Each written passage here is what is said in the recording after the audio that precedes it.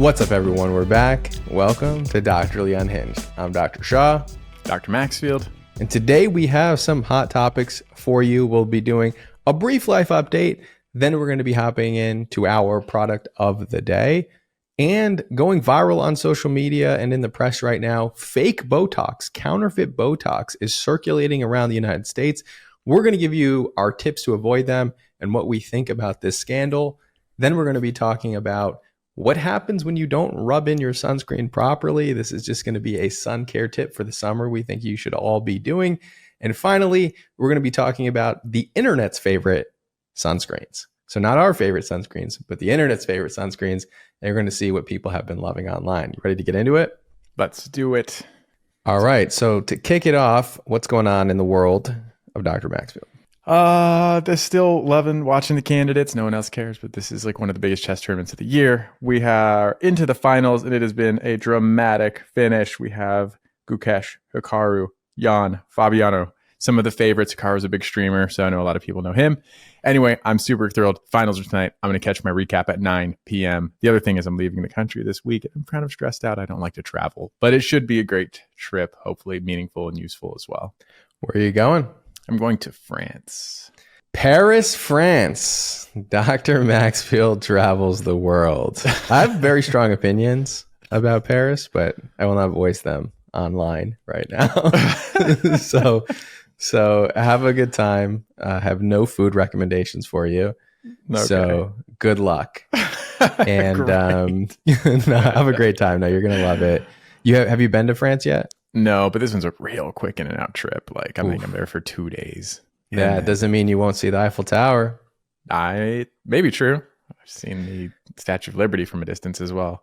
No, you'll see it. It's impossible. So very different than the United States and the Statue of Liberty. Like you really have to be in the right place of New York City to see the Statue of Liberty. But if you're pretty much anywhere in Paris, you can see or will pass by the Eiffel Tower in a location that you can see it. Because there's not like a lot of obstructive towers or buildings. Nice. Okay. Well, cool. That'll be beautiful, I'm sure. What's new with you? Nothing really. I mean, we have a new product launch coming up for Remedy in 2 weeks or so. So, it's kind of all hands on deck for that. We just sold out of our lip treatment, our dry lip treatment. That was yesterday. So that was 2 months sooner than we anticipated. So we're going to be out of stock here for a little bit. We're trying to expedite delivery of the next batch, but we were really not anticipating it to sell out so quickly. So first of all, thank you to everybody who purchased it. I hope that you all love it. But if you're looking for a restock, it's going to be a little bit, at least a month before we're back in stock. So thank you all so much for giving Remedy a chance there. So that's pretty much the major updates for me. I get to be in one place for a little while, which that's something that's going to bring me joy for a little bit. So good. All is good in the world. Let's go on to our product of the day. What have you been loving? So this one's actually an eye cream, and I'm not have strong opinions on eye cream. I don't think they're quite necessary, but I get a lot of questions, and honestly, a lot of questions have come from reps, patients. It's always one of their things, and I'm like, look, you don't have to have it, but for your aging concerns, the Dermatology HPR eye cream. It's not a budget friendly one. It's also not your most expensive eye cream. It kind of lives in that middle ground, but it has HPR, which is Grand Active Retinoid, and this is an ingredient that I'm finding more and more is falling into favor. It is supposedly a form of active retinoid, similar to your tretinoin. And it also is supposed to be very gentle. Not a lot of studies on it, but I think the data definitely supports, the anecdote supports that it's gentle. I think there's probably some benefit from it. And it has peptides. It's just your very standard, classic, straightforward aging eye cream. But I think it's actually a great product overall.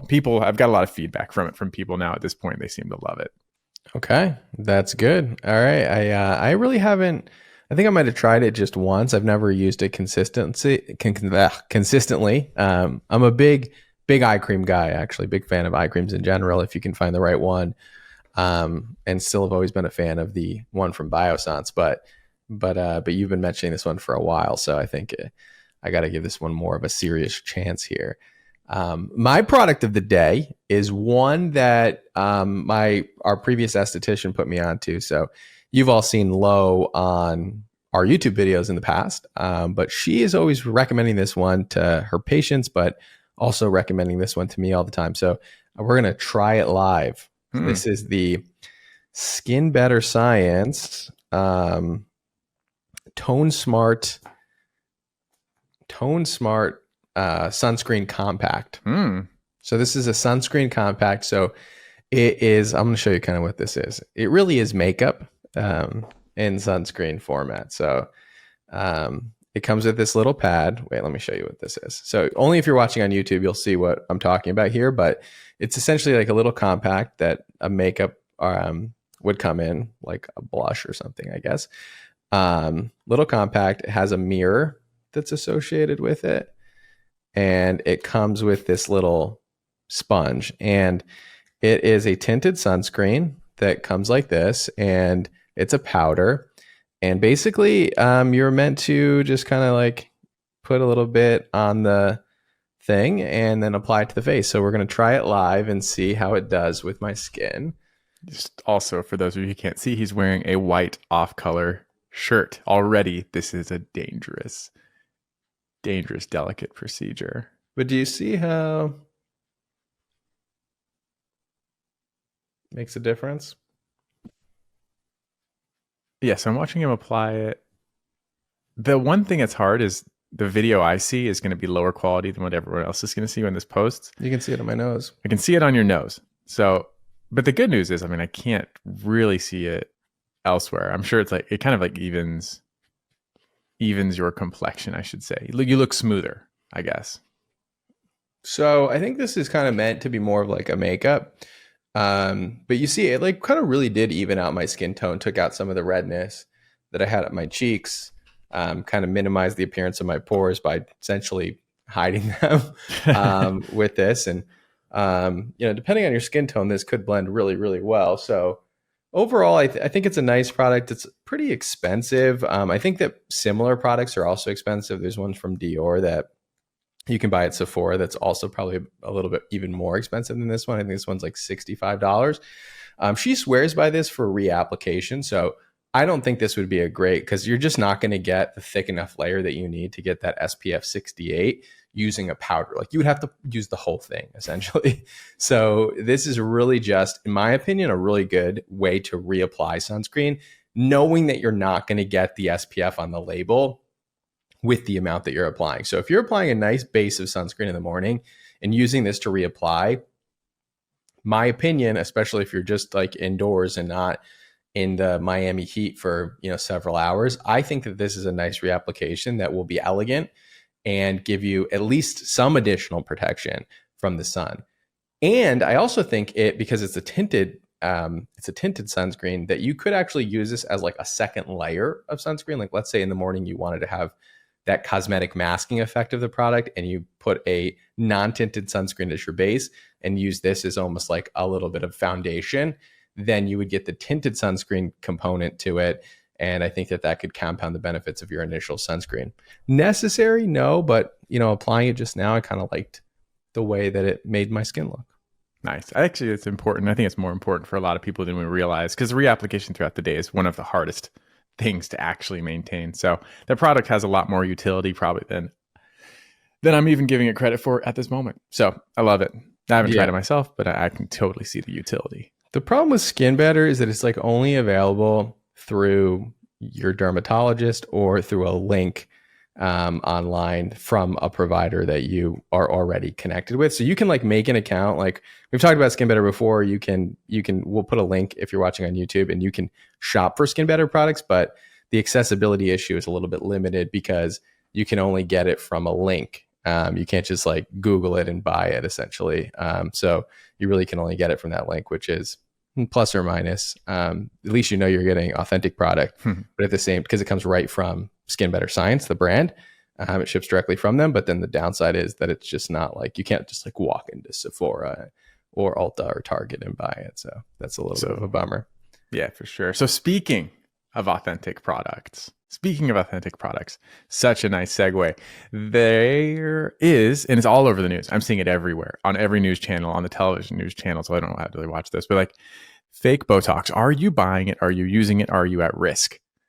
So recently, I mean, we can pull up some of these news articles here, but recently people have been getting sick and hospitalized from treatments. So this is an article coming from NPR. Fake Botox has sickened patients nationwide. Here's what you need to know, and here's what you need to avoid. And this is something that came from a warning from both the CDC and the FDA. So according to the FDA report, this is coming from April 16th, 2024.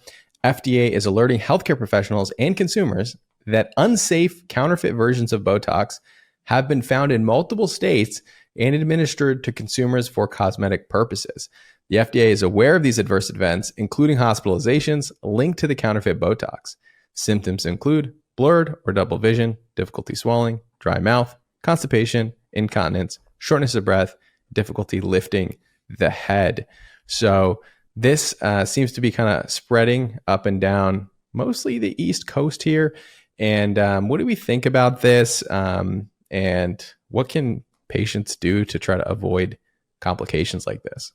So I think one thing that people don't realize, which is reasonable and actually a good thing, is that Botox or botulinum toxin is a byproduct of a bacteria. This bacteria, which is an anaerobic bacteria, produces the toxin. Then this toxin affects the nerve synapse. Medically, actually, what most doctors and providers will be exposed to in their studies is that it can cause systemic symptoms. If you consume the bacteria, often through classically canned food that has been canned improperly, you will have the same constellation of symptoms. And so, like a lot of ingredients, you take the mechanism of these untoward effects, which is its relationship with the acetylcholine and snare complex, and you can focus it and harness it into something useful. It's the stopping of muscle movement. And so the symptoms that these people are actually having is the same symptoms you would have if you were exposed to the bacteria through classic exposure, like through canned foods. Yeah, so there is a condition called botulism, and can occur in many different ways. So, which is why some people are like, well, this is a toxin you're injecting in your face. And it certainly is. So there's a bacteria called the Clostridium bacteria, and it produces a toxin, which is essentially the Botox toxin, except for the Botox toxin that we use to inject for cosmetic purposes is really a purified protein derivative of this toxin that is safe and effective for being injected locally in the face. Now, what this bacteria produces is something that can paralyze the muscles. Now, this is why we don't feed honey to babies under 1 year old, is because honey can be a breeding ground for this bacteria. The bacteria is ingested by a baby. Inside the baby's stomach, it can release this toxin, and that toxin can end up paralyzing muscles and causing diarrhea and other things. Also, that bacteria, if it's in like the dirt in a location, it can be aerosolized into the air, and a bunch of people locally can develop botulism. And so this is something that is a known. Botulism is actually the botulinum toxin is actually considered like a what was that like in testing when we were in med school? It was considered like something that could be used for like terrorism. What was I forget what the actual name is for it. I know, I'm curious. I can't remember now. I need to know this word. A bioweapon or bioterrorism. So yeah, so it's botulism. Botulism is a disease caused by a toxin made by certain types of bacteria. The toxin is called botulinum toxin. It's one of the most deadliest toxins known, and it can be used for biologic attacks. And so, yes, theoretically, this could be dangerous if not purified and safely, created into a product that we're using. And it appears as if this medication has been counterfeited, and it looks like a couple of med spas, even some people in their homes have purchased this Botox that is not really Botox. It's not Botox that came from Allergan, which is owned by a company called AbbVie. It seems to be this counterfeit version of this Botox that people have been injecting, and that is leading to these like widespread effects that you would see with traditional botulism or poisoning from botulinum toxin. Right. So I guess the question from there for people is, how can you avoid this? And we get these notifications through our email and professional societies. And one important thing here is They said there is no indication that any events were linked to AbbVie's FDA-approved Botox, and the genuine product is still considered safe and effective for its intended use. And the only reason I say that is just like Dr. Shah mentioned, this is not a problem with the ingredient itself. This is not a problem even of like contamination of the ingredient itself. Is purely a counterfeit product. And so how can you recognize it? First, like everyone is saying across the news channels, is just make sure you're seeing a certified individual, like your dermatologist, your plastic surgeon, your healthcare professional, because they're getting their product straight from the producer, the manufacturer, the company, and there's no interruption of that supply chain.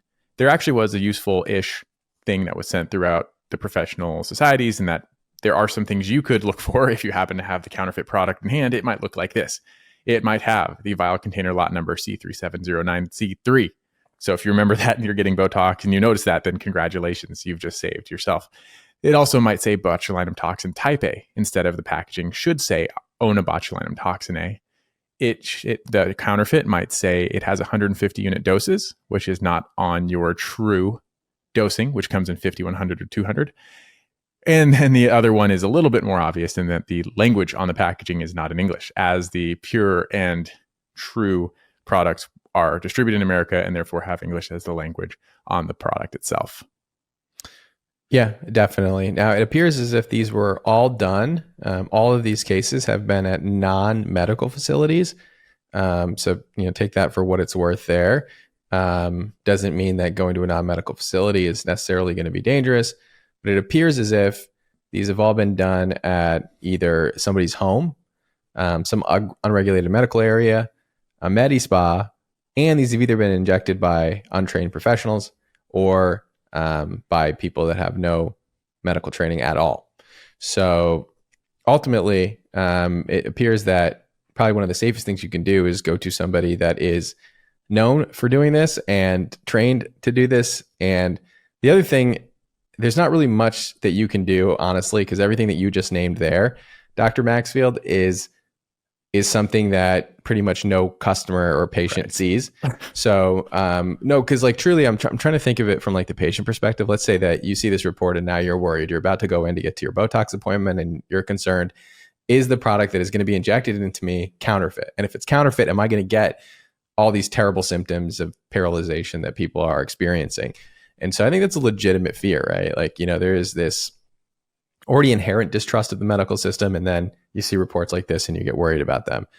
Again, this is happening on a very, very small scale. But what is my suspicion is that there are people who are trying to save money on their Botox. Botox is expensive to buy directly from Allergan. They're buying it from some third party or they're buying it from overseas. What's coming is not legitimate and people are experiencing side effects.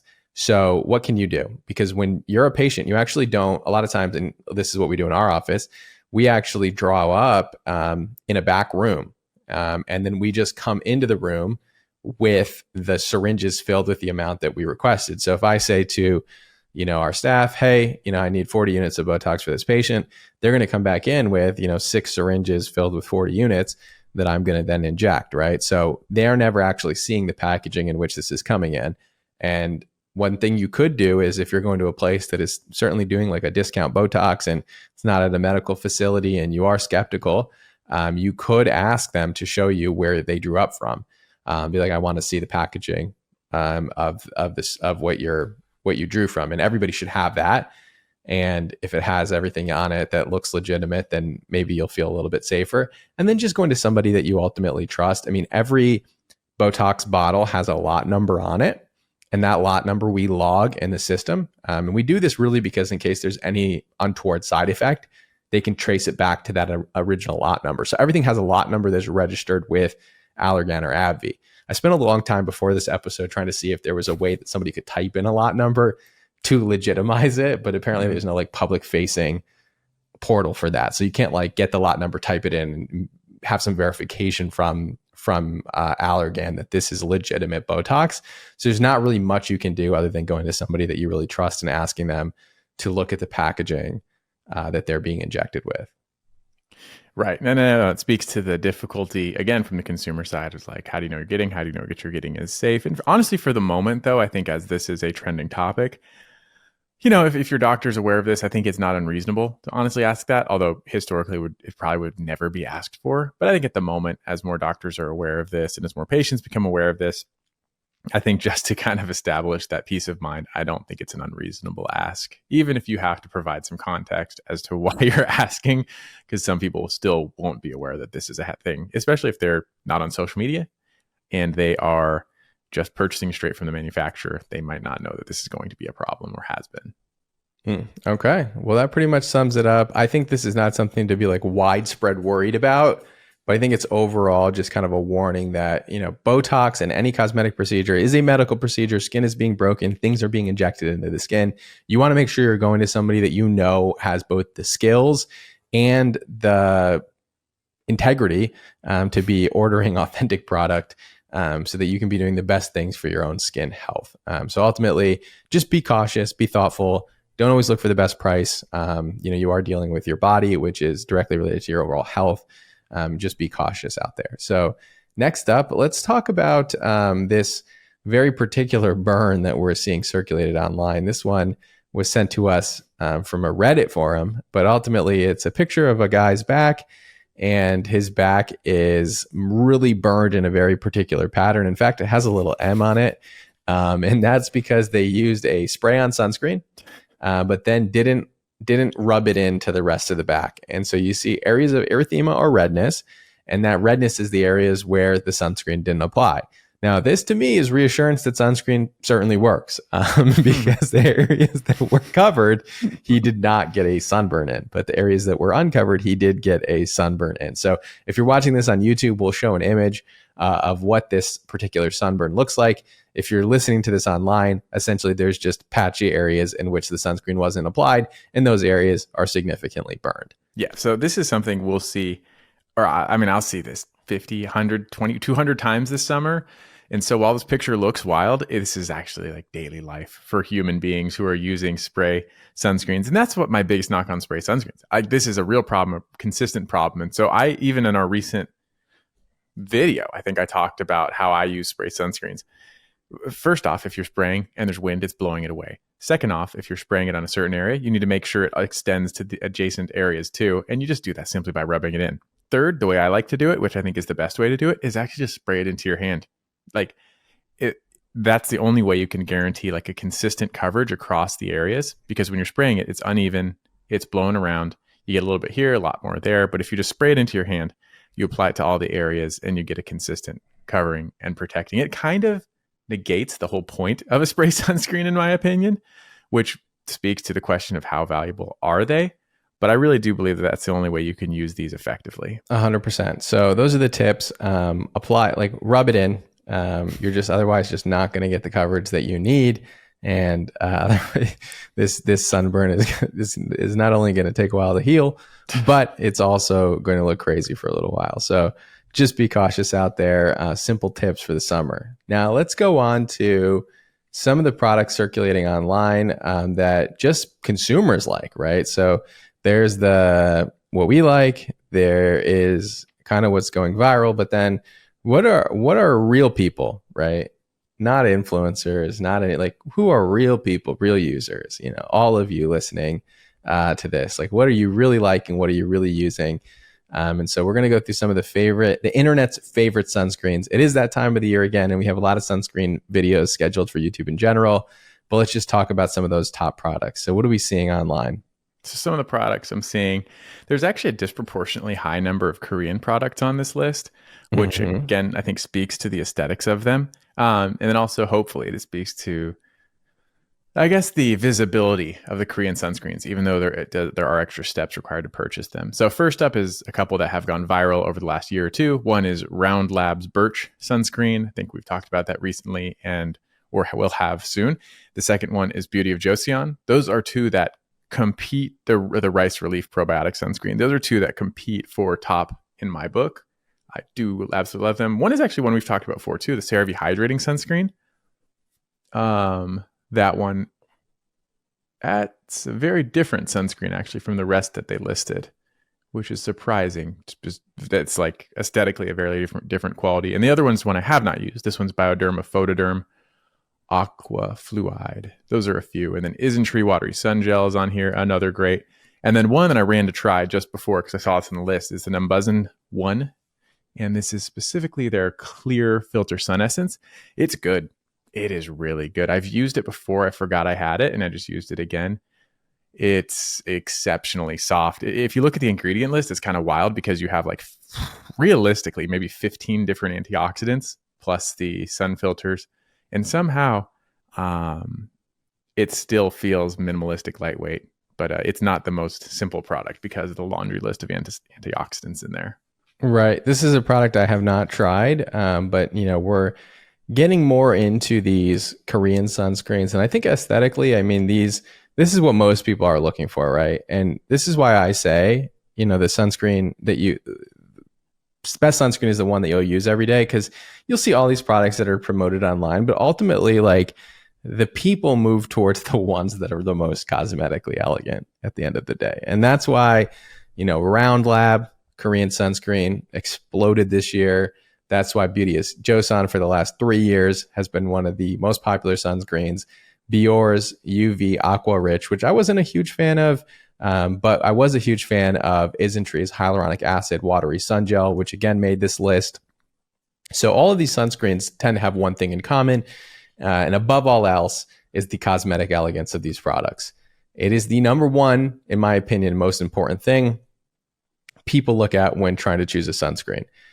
All of these happen to be SPF 50.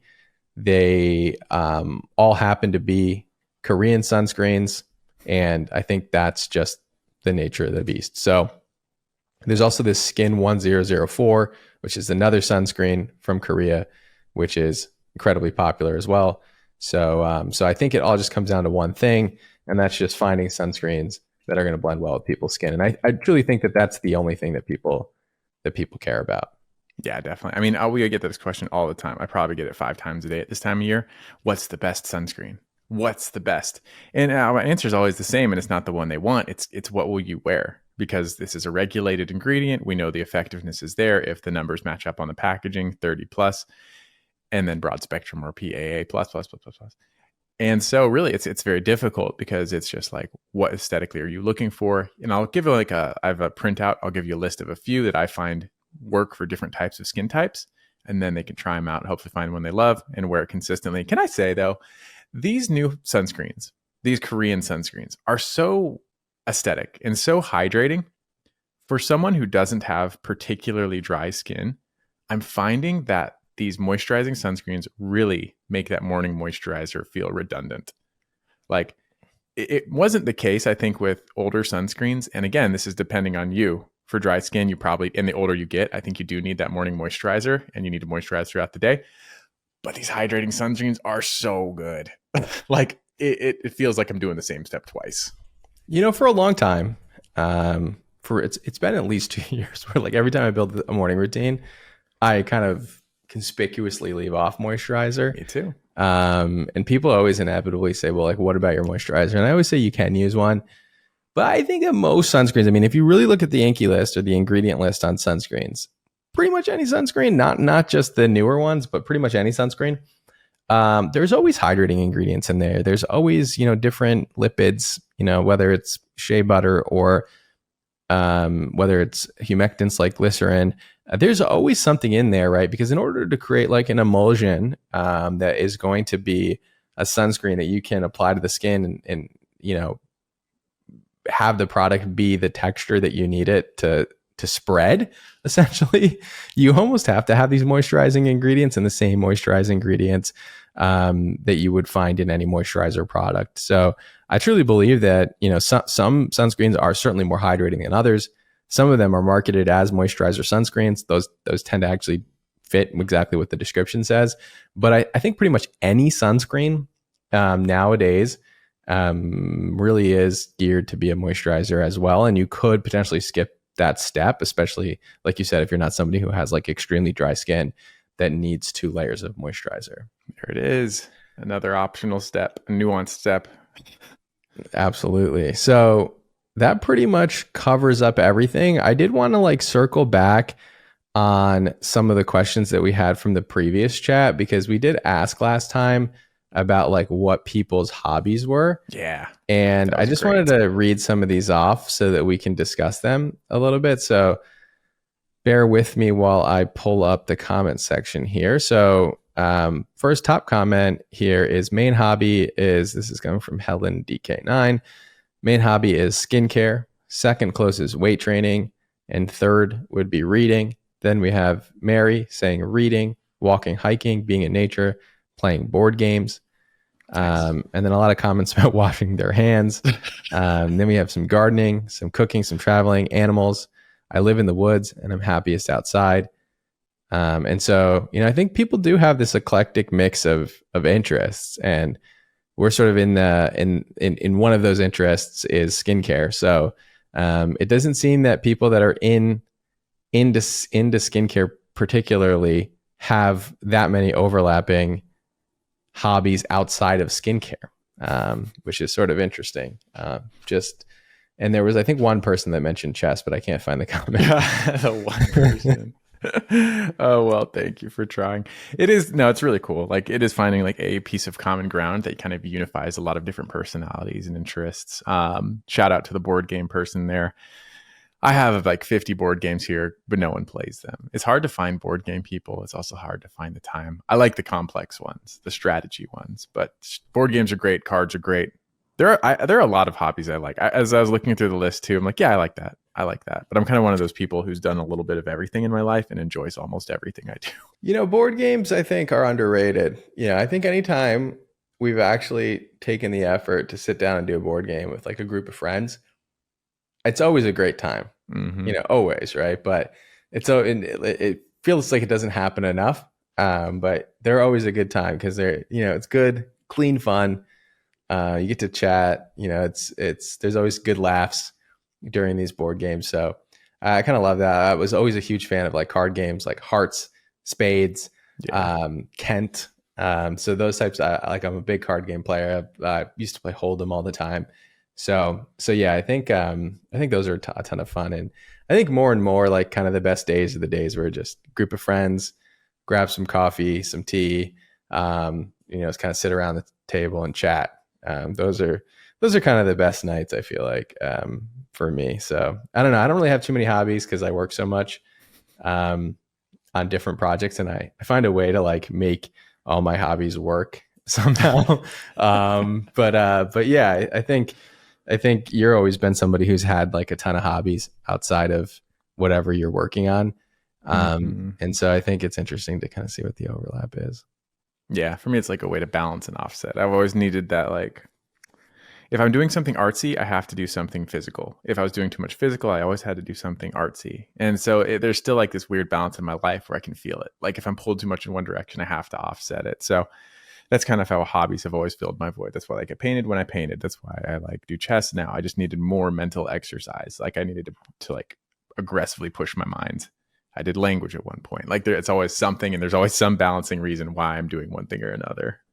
Yeah, absolutely. Well, thank you all so much for all your comments.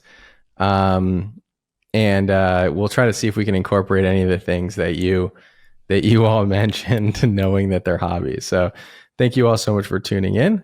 Please like, comment, and subscribe. And wherever you listen to podcasts, definitely check us out. We do, if you're listening on Spotify or Apple, we always upload a video component to this podcast on our Derm Doctor YouTube channel. Also, Doctorly Unhinged is the name of the channel, but the handle is @DermDoctor for it. So definitely check it out. Thank you all so much for tuning in, and we'll see you in the next episode. Yeah, we appreciate you. We'll see you next time.